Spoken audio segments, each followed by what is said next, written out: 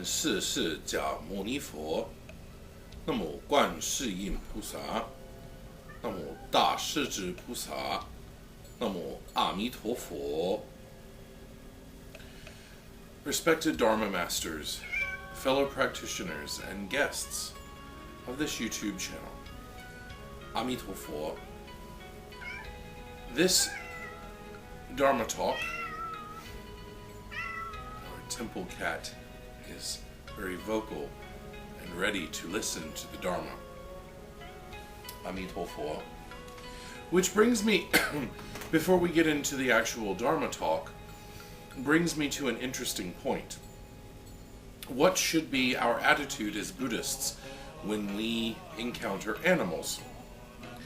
The first thought, as always, that should arise in our mind when we see an animal, we should look at the animal and place the palms together and say Amitabha and recite the Buddha name. And why is this? Well, as you do know, the animals is a state of being in the cycle of existence.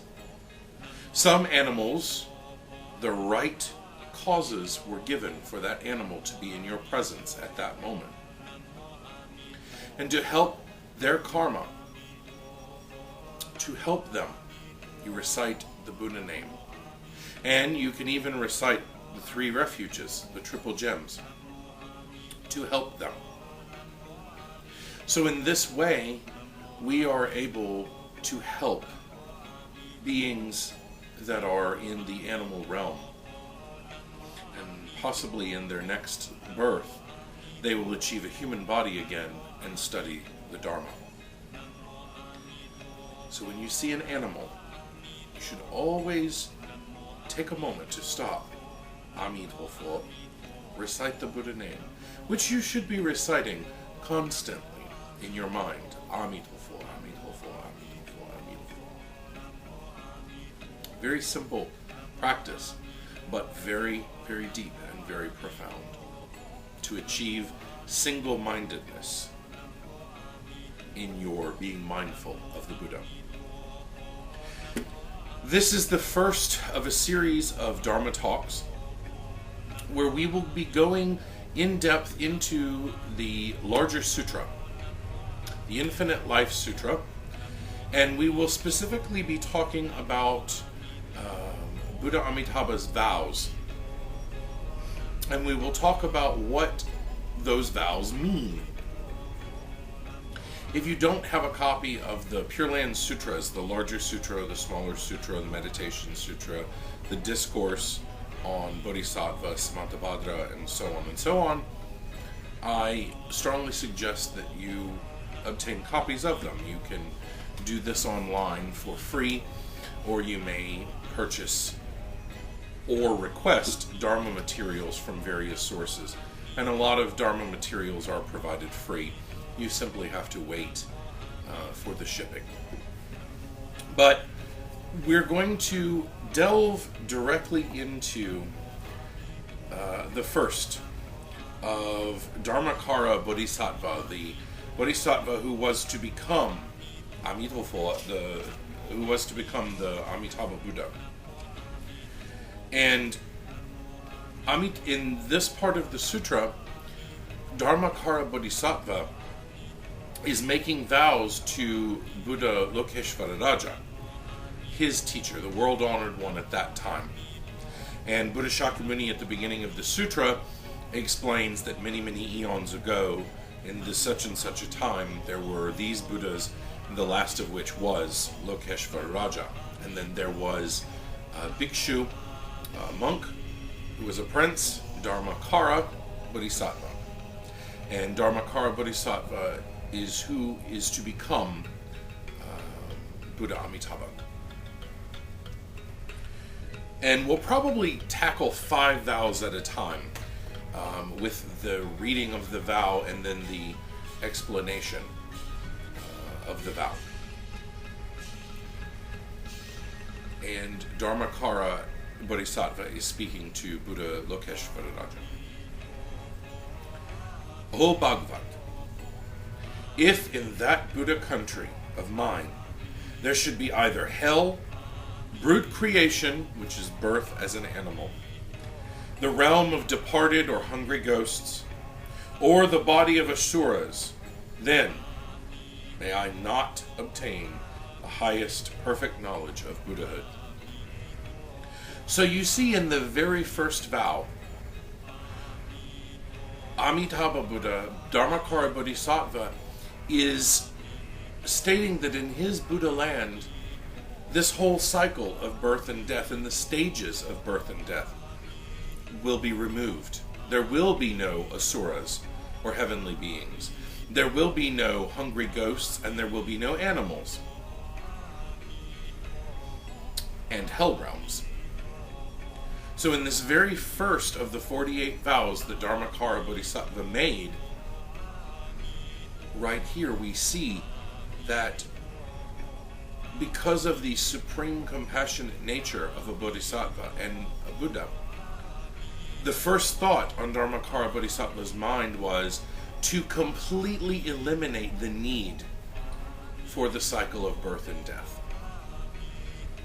To remove the states in which you will be reborn, so that there is only one true state that you will be reborn. Verse 2. O Bhagavat, if in that Buddha country of mine, the beings who are born there should fall away, meaning to die, and fall into hell, the brute creation or animal realms, the realm of hungry ghosts, or into the body of asuras, then may I not obtain the highest perfect knowledge of Buddhahood. And at this point, he's restating the first vow. And the reason that that's important is because at this point, Dharmakara Bodhisattva is really the first Buddha, future Buddha, who completely removes the need for the cycle of birth and death. And why this is important is because it's leading up to the creation of this Pure Land that Amitabha Buddha is speaking of, that he will create. And the reason that these are reiterated in the second verse, or the second vow, is simply that, let's say, when you tell someone something and they say, well, I didn't hear you, what? Say that again? Not that Buddha Lokeshvara being perfect, did not hear him properly.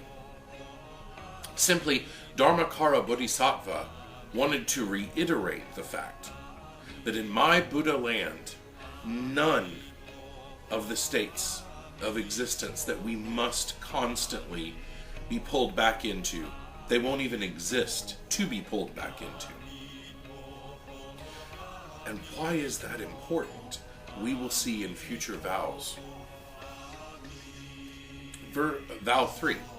O Bhagavat, if in that Buddha country of mine the beings who are born there should not be of one color, a golden color, then may I not obtain the highest perfect knowledge. The golden color of a Buddha, the golden color of a Bodhisattva. As future vows will show us, Dharmakara Bodhisattva, Amitabha Buddha, is saying that in his Pure Land everyone will be equal. Everyone will be of equal radiance. And an interesting thing about the radiance, at the beginning of this sutra,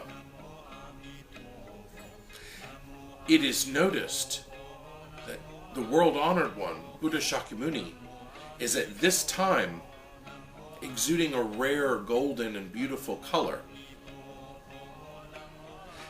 So much so that, as we see, if you look back into the beginning of the sutra, Ananda is moved by this and prostrates himself before Buddha Shakyamuni and tells him, you know, the world-honored one, today your radiance is exceptionally golden and beautiful. Why is this so? So Dharmakara Bodhisattva is vowing to Buddha Lokeshvara that in this Buddha land that I will create, the Pure Land. Not only will there be no hells, there will be no asuras, there will be no hungry ghosts, there will be none of these states. And that all beings in this Pure Land will be of one color, a golden color. The color of the Buddha, the color of Bodhisattva. Verse 4. O Bhagavat, if in that Buddha country of mine there should be perceived any difference between gods and men, except when people count and tell, saying, there are gods and men, but only in ordinary and imperfect parlance, then may I not obtain the highest perfect knowledge of Buddhahood. What does that mean?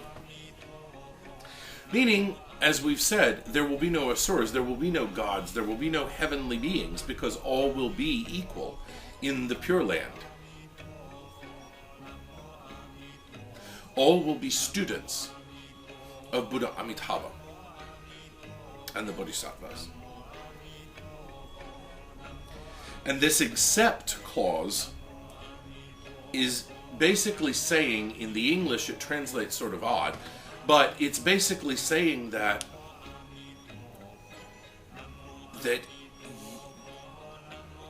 the person speaking of it is making the differentiation.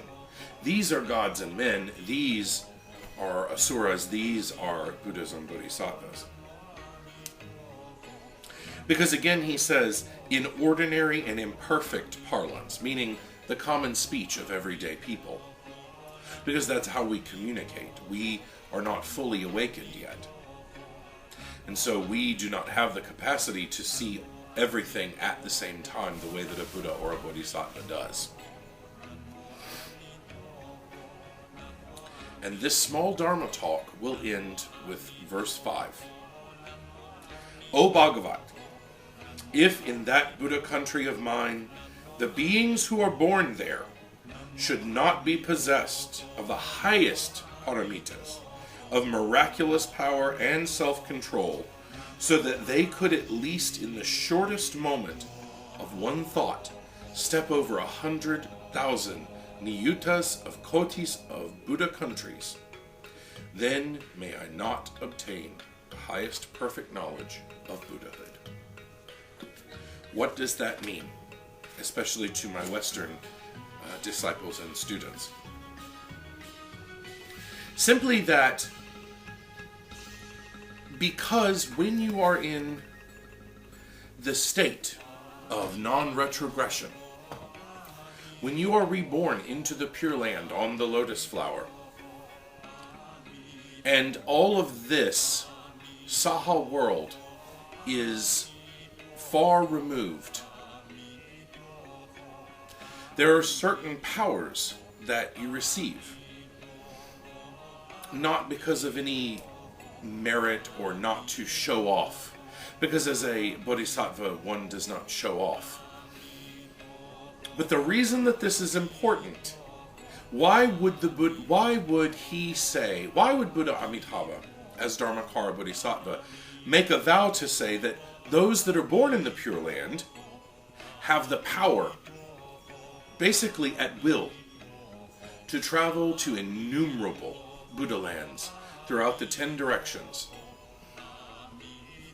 As we will see later in the sutra and in the vows, that beings in the Pure Land have that ability and constantly go out to other Buddha lands and make offerings to the Buddhas of the 10 directions of the whole universe. A lot of these vows are foreshadows of things that will happen later in the sutra. But they're extremely important. Even some that read the sutras and they recite the sutras and chant them, and they may know the 48 vows by memory and by heart. But if we look into the deeper meaning of these vows, and we will, these first 5 vows and this tape or this video will give you this taste, the sweet scent of the Pure Land. and will cause you, hopefully, to do your research, obtain copies of the sutras. The copy that we use at the Nianfo Society of Jacksonville, our small temple and Buddha Name Society, is the 5 Pure Land Sutras that can be obtained from the Young Buddhist Association in New York. If you type into Google free Dharma materials, this is one of the materials that you will find. It is a beautiful hardback copy that contains all of the 5 Pure Land Sutras. This is very brief, but these first 5 vows set the stage. Set the beautiful stage that innumerable, immeasurable eons ago, Bodhisattva Dharmakara, for the love of all sentient beings,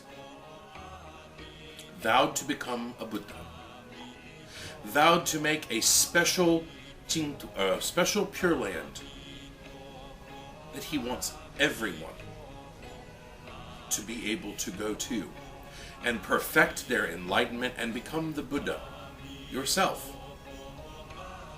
Exceedingly rare is it in all of Buddhism that we have a Buddha that loves everyone so much. All Buddhas love everyone equally. Buddha Amitabha, being immeasurable light, immeasurable life, wanted a sure way, an easy way, a simple way for everyday sentient beings to practice and become the Buddha. Namo Amitofo. To be mindful of the Buddha name. To constantly have Amitofo as the first and last thing on your mind at any given moment. In times of anger, replace the anger with Amitofo. In times of happiness, recite Amitofo in joyous exuberation. Every morning, offer incense and bow and recite at least 10 recitations of the Buddha's name. Amitofo, Amitofo, Amitofo. And so on. Read and chant the sutras. And my Dharma brothers and sisters, disciples, friends, and masters, in this way, this simple, easy to practice, becomes so much more deep. And when we delve deeper into this sutra and into the 48 vows Amitofo, Buddha Amitabha made, you will see how beautiful the mind of Amitabha Buddha is. For love of you and love of me, to create the Pure Land, where in one lifetime, just this one last lifetime that you have, if you dedicate yourself to the practice of Buddha name mindfulness, make vows and have faith in one lifetime. After this, Buddha Amitabha, Guanyin Pusa, Dashizhi Pusa, and the whole host of the Pure Land will greet you at your death and usher you to the Pure Land where you may finish your studies and become the Buddha. I hope you've enjoyed the first of a series on the 48 vows of Amitofo, Buddha Amitabha, from the Infinite Life Sutra, or the larger sutra. May Buddha bless you all and lead you to the recitation of the most splendid name in all existence. Namo Amitofo. Amitofo.